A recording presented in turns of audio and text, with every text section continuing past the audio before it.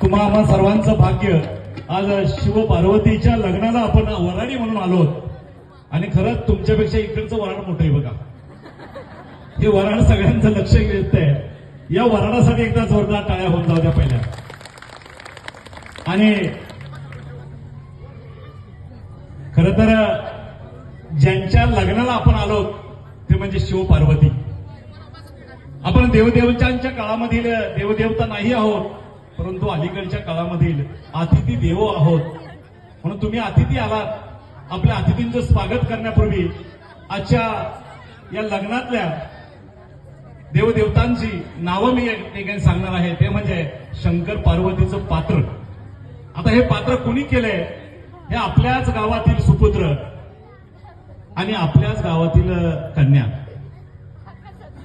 ती म्हणजे शंकराच्या रूपात आहेत कुमार सर्जेराव पवार आणि पार्वतीच्या रूपात आहे स्नेहल कुमार पवार. यांच्यासाठी टाळ्या वाजवा. यांचा मी थोडासा अजून उल्लेख करेल की यांच्या मनाप्रमाणे पूर्वविवाह झाला, परंतु आज तुमच्या समोर पुन्हा एकदा पुनर्विवाह झाला. यांच्यासाठी एकदा टाळ्या वाजवा.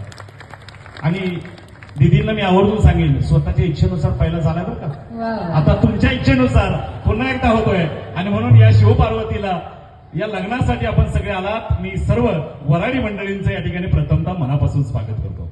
खरं तर या वराडामध्ये अनेक दिग्गज मान्यवर मंडळी आहेत, काही भगिनी वर्ग आहेत.